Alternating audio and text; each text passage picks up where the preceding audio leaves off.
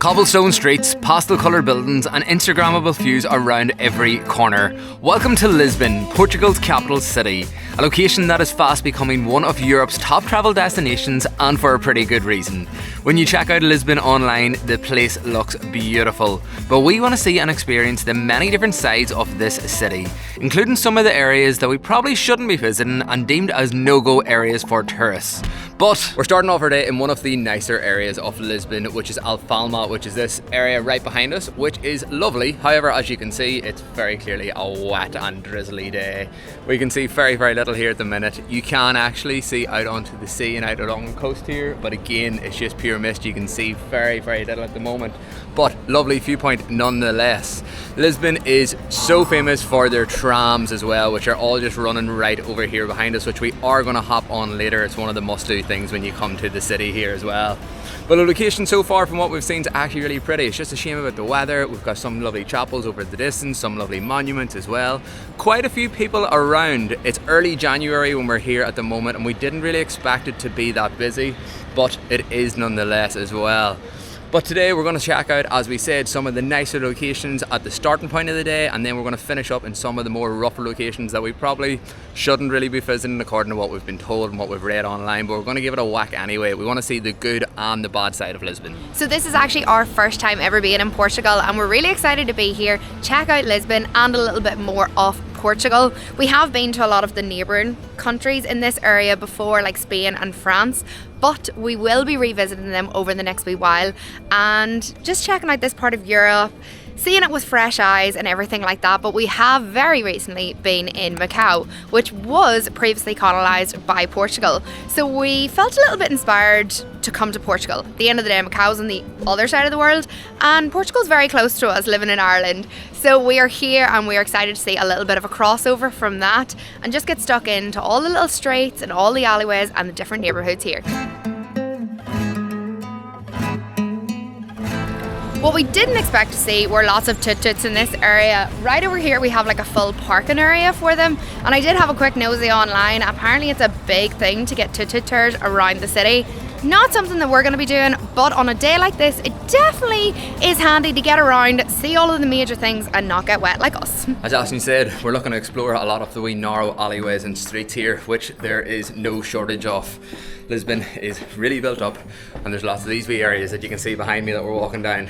The place is also built really kind of hilly. It's up and down and up and down, which I didn't actually know about the city, to be honest, until we got here. Some of the trams take you up some of the big hills as well, so you don't have to do all the walking. We love walking, so it's no issue. Listen, I've got me walking boots on today, so we're all good. But it's pretty cool. Lovely wee lanterns up in the corners of the streets as well. I want to get a feel for the local area. I want to see what it's like when we're here. A lot of the houses are decorated in like beautiful mosaic style kind of tiles. Now that I'm saying that, I don't see any in front of me, but I will show you some later on because they are actually really colourful and they're really, really quirky. Some of the buildings are also like kind of slanted, like this one here. I don't know if you can notice it in the camera. It's got a curve on it and it's kind of sloped nearly as if it's like dropped into the ground. Don't know if it's built like that, don't know if it's like kind of dropped over the years. But yeah, the place has character, I'll tell you that much. And just a general note, Alfama and where the castle is are kind of like the highest points that you're going to be in Lisbon for like the attractions and the main things to go and see. Everything else is downhill and there's a lot of things along the coast, so that's where we're heading now. We're not actually going to go see the castle. It is one of the number one things to do and check out in Lisbon. It's €30 person to get in. And to be honest with you, I'm not here. I'm not about that. I've seen plenty of castles. I think I'll be alright without this one. Look at this wee woman. I don't know if this is a place to sell something, if it's just a cool wee decoration on the wall, a cool wee tile. But around the whole city so far, from what we've discovered, there's a lot of graffiti, a lot of art. And it's all actually really nice graffiti. It's lovely too. Oh yeah, this guy here. I reckon that man and that woman, possibly husband and wife. Who knows? I reckon they're a couple. And we have now made it down to the Plaza de Comercio, which is this big plaza square entrance. And then right behind me, you have one of the very, very iconic arcs that are in this area. Anytime I've seen it online, I've actually thought the arc was kind of like a standalone arch. I was saying arc there, but arch. It's not. It's attached to these yellow buildings either side, and it is honestly stunning, and the coast is just over here behind me.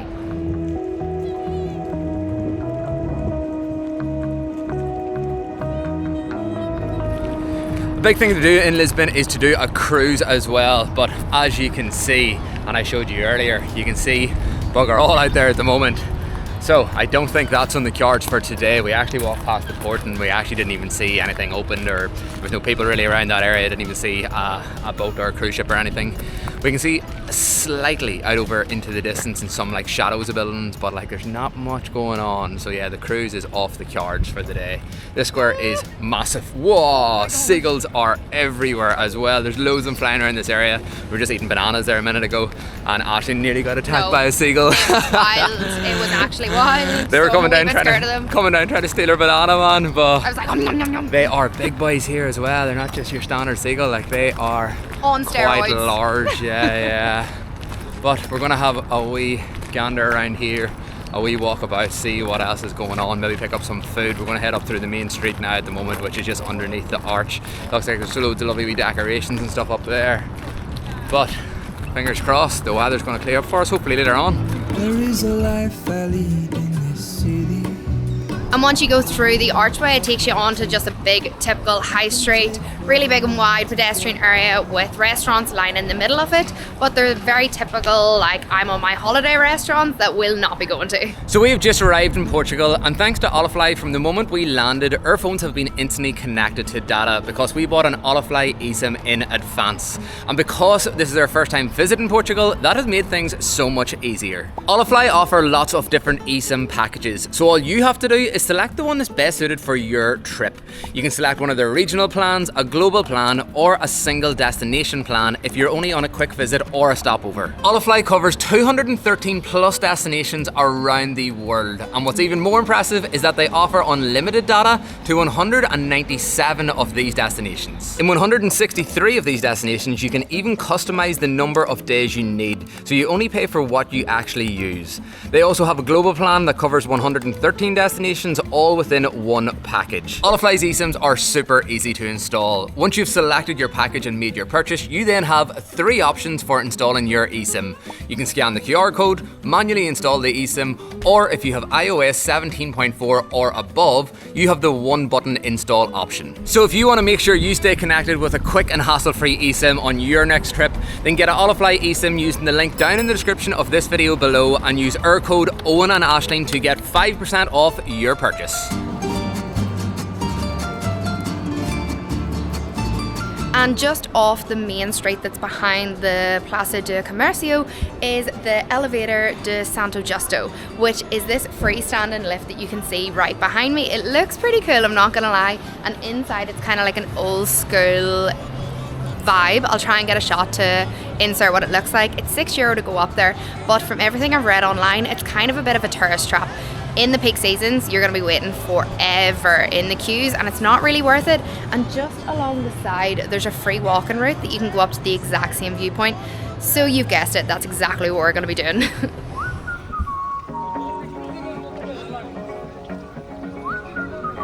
So we've just come to a place called 100 Montaditos. We found it on TikTok and it's an absolute steal for what you get. We've come in and they have like a €1 menu for their sandwiches. Now, they are slides, but for €1 you can't complain. So we got 4 different wee sandwiches, crisps in the middle, and we got a portion of fries with 4 different sauces. Even treated ourselves to a wee glass of wine, and Eoin got a pint of beer. Cheers, lads. Cheers. And all of that cost €10. Stay. I think I'm going to like Portugal. The pint itself is a super broccoli Portuguese beer, I believe, and it was €2. It came in like a glass from the freezer, so it is ice cold. Even though the day is a wee bit chilly with the rain, doesn't really matter. Can't beat a €2 pint, lads. What an absolute steal. I'm not gonna lie to you, whenever Aisling first told me about this place that she found, I was like, probably gonna be a wee bit dinky. €1 sandwiches, like, it doesn't sound very like nice. Appealing like in terms of budget, but like in terms of like the class of the place, I was like, Inside is gorgeous. Like, it's actually like a lovely, like very classy looking restaurant inside. Lovely wee bar. They have a nice wee outside area that we decided to sit in because, well, we're under like a wee canopy roof. We're not getting wet. People so why watch not? from here. Yeah, we can people watch. Like, so it is lunchtime. and wine time. That's really good. Oh, they're toasted baguettes too. And this is what the top of the lift looks like. It just brings you up. There's a little bridge that takes you over to here. But what we did was we turned right when you seen the big lift, turn left and just walk up a really steep hill. But you get the exact same view. You can come to the exact same spot that everyone comes to on the lift. And just look at that. Unreal. Plus you save yourself the €6 going up and you don't have to queue in any like line or anything. It's probably actually shorter to walk up, so it's a bit of a win-win all round. And you can actually walk under the bridge as well, even if you come this way. Ah, yeah, so you can still appreciate all of the views and all of it that. minus the lift. Yeah, we'll go do that next. Oh, I can see a big castle over there. Look at the coast and all of the colourful buildings everywhere. Beautiful.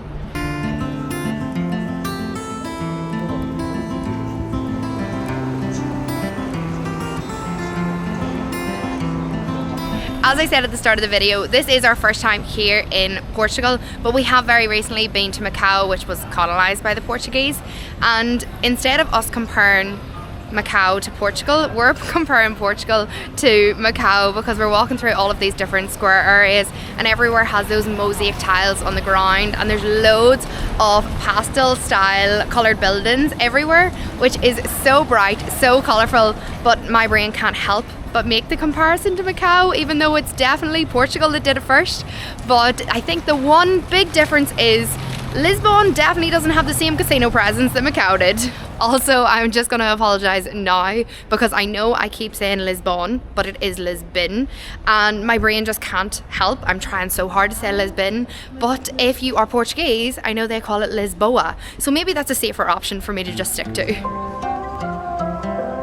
One thing Lisbon seems to do pretty well is tourism. The whole city is directed at tourists. This is the pink street that we're on right behind us. It's like a street that's just lined with loads of wee bars and stuff. I'm assuming it becomes very lively at night time. At the moment it's not too lively, but you've got like this street, there's a green street as well. I'm assuming just painted green. All of the tutus, the walking tours, there's golf carts going around you can get as well. So like very much directed at tourists. But on the flip side of that, I actually really, oh, it's got very dark. Come back to you in a minute. There we go, we can see again. But I actually quite like that it's directed at tourists because like it's bringing so much to the city, so much to the area as well. I was doing a bit of reading into Lisbon before coming and like supposedly back like not that overly long ago, it was kind of a city that was fading out. People weren't really visiting that much. It wasn't really pulling in that much of a crowd. And the city had a full revamp then and they did start directing it towards tourists, which I'm assuming all of this is to do with. So fair play to them. We're going to go check out the Green Street. There's a wee market we want to see and then we're going to show you a bit more of the rougher side. So we couldn't come to Portugal without getting some Portuguese egg tarts. I think they call them pastéis de nata. I believe that's the case. We have got them from a particular bakery because everything I read online said that you had to go to like one of two restaurants, and I'll link them on the screen because I can't remember the names right now. But these are actually warm and toasty and everything. Just look at that. So good. The crunch of that! Oh my god, the crunch. Wow. There's cinnamon in it and everything. Ooh. So basically inside you've got like a vanilla custard, which is delightful. We've touched of cinnamon to top it all off. And wow. That's a big bunch of bars. And this is the store right up here, and we came to the one that's in the Time Out market, and it's a massive big market with loads of different restaurants, but it looks more so like a big drinking spot. There's loads of really nice bars, loads of taps everywhere, fancy wine, and yeah, it's making me want to go and have another drink, but no, not today, not right now, maybe later.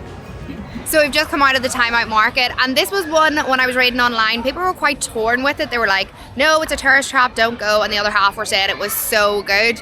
I'm definitely on the side of it's a really cool spot to go and check out. And with reference to those egg tarts again, I know you can literally pick them egg tarts up anywhere, but the two restaurants or the two bakeries that I mentioned or didn't mention, I'll put the names here again, they are way more authentic, and we were even talking about them as well. The egg tarts themselves were so heavy, but yet when you were eating them, they were so light. Fantastic, 10 out of 10. Have to get while you're here in Portugal. So the plan was we were going to ride tram number 28, which is like one of the iconic things to do here in the city. And we got into the queue for it there, and the queue was massive. We stood for like 20 minutes in the queue, didn't really move it in hardly at all, and we were like, look, we have other things to be doing, we have much more things we want to see and do today. Also go check out these other areas. So we have dipped out on the tram. Let us know down below if you've done it before, is it actually worth it? Because we have heard mixed reports and mixed reviews, but we're going to keep moving for now. I did also want to mention that we're not setting out to make a video that's going to make Lisbon look bad, and we don't just want to show you the bad areas. As I said, we want to show you both. Whenever we travel, we love to see all different sides of locations that we go to. And whenever we were looking up Lisbon and trying to do our research before coming, everything was very much the Instagrammable, beautiful, popular locations and destinations to visit. There wasn't really much about the other side, and we were like, come on, there has to be another side to it. So we discovered another wee area that we're going to go to check out later on. That is the not so pretty Instagrammable side, we'll say that much. And the reason we want to go there is, as I said, it's part of the city, it's part of the local life here. It exists everywhere, and we want to see what it's all about. A little bit narrow in here. Graffiti on the walls, graffiti on the sides, stickers everywhere. Oh, lads! Yeah, literally. Holy ghosts! Watch your step. Alright, we're getting into the nitty gritty of it now. We have come to Martim Moniz, which is known as probably the roughest area in Lisbon. To be honest with you, it looks pretty nice. So I don't really know yet what all the fuss is about that we've read about online. There's a lovely big square in front of us. Don't get me wrong, it's a wee bit grubbier compared to the other areas we were in this morning. What we do know also is that there's a big immigrant expat area location here. Basically, there's a lot of people that have moved here from Bangladesh, Nepal, India, Pakistan, Southern Asia specifically, and that's probably, I'm going to guess, why it's got the bit of a tarnished name that it has. We're going to walk around, we might even pick up some food here, who knows. We spent a long time in Asia, we love the food out there. The people in general are wicked, so we're going in open eyes, looking to see what's happening. As you can see, the rain's getting a wee bit heavier, so it might be a quick one. So as we're walking around here, you can kind of tell by all the shops that, like, yeah, everyone that's living here is from like that part of Asia that we were talking about. There's a lot of men. I think I'm the only woman that I have seen like in this entire area. A lot of men gathered around in groups, but that doesn't mean that anyone's doing anything wrong. It's just maybe not an area when we're walking around as a female at night time. But, you know, we can't say anything about that. All the stores here are like Asian supermarkets as well. Lots of wee restaurants that are Indian, Nepali, Pakistani as well. So I think we are going to get a bit of grubbing here. But yeah, I don't believe it's what people make it out to be honest with you. I see a couple of guys here selling fire pan on the side of the street as well, which we have tried before when we were in Nepal about a year and a half ago. If I've got the clip, I'll insert it here somewhere. You can see it is rough stuff. I actually was sick after I tried it. It is just dire. If you don't know what fire pan is, go check it out, go look it up for yourself, because it's just a whole other thing. But for some reason, Southern Asian men love it. It is a very popular thing. It's not for me though, not for my taste buds. So we just came into like a Bangladeshi, Indian, Nepali restaurant. Once Eoin mentioned food, thank you so much. Thank you, man. Thank you. Once Eoin mentioned food, I was like, yes, I need that right now. So we've come in and we've got 2 samosas with like a chickpea dal on top of it. I think it's called a chosa. And then we've also went for a chicken roll as well. This looks absolutely fantastic and exactly what I need. I just can't resist whenever I'm in an area like this to enjoy their food. As you can't tell, we have scoffed at that. Was incredible. You can take the man out of Asia, but when the food is there, it has to be it. Like, it's just so goddamn good. I know Indian meal will be complete without a wee cup of chai as well. The man came down and said, like, would you like some tea and some chai? And we were like, yeah, definitely. And like, the people here are so nice, so friendly. Like, what a spot. And like, I just don't get it. Like, the whole thing about the area, Who knows? But for me, I like it. You can't let a few neighbourhoods change your judgment on a place. Look, everywhere has them like kind of not as nice, rougher areas, and this just happens to be one. And I don't know if it's because we spent so much time out in Asia, but we're just so accustomed to this environment. We actually feel like we thrive in it. I love walking around areas like this. I feel a wee more comfortable at home, as bizarre as that sounds. I can totally see, as Aisling said, how like a single girl would feel probably uncomfortable walking around here, but for us it's no sweat at all. But we have had an absolute blast in Lisbon today. It has been honestly lovely. And I'll tell you something, we'll definitely be back as well. If you do know anything about the area, about this direction, let us know in the comments, because we just don't understand what the whole shake is about. And we are actually going to be in Portugal for quite a wee bit longer as well. We're going to be spending the next month here pretty much. So we have a lot more of the city to see. As I was saying that, there was a very sketchy bloke standing beside me. You probably see me hovering around there, but he's gone. But we're going to call it a day here. The rain's getting heavier. Thank you so much for watching, and we will see you in the next video, still here in Portugal.